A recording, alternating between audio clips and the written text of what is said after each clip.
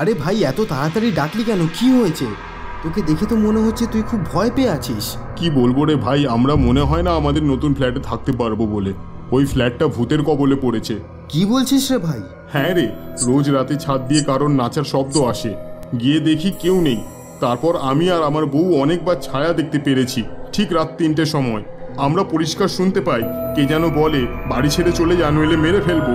ভাই খুব ভয় লাগছে, কি যে হবে আমাদের। দেখ, ভয় পাস না, তুই পণ্ডিত আচার্য মিঠুন শাস্ত্রীর সঙ্গে কন্ট্যাক্ট কর। ইনি তন্ত্র সাধনায় সিদ্ধ।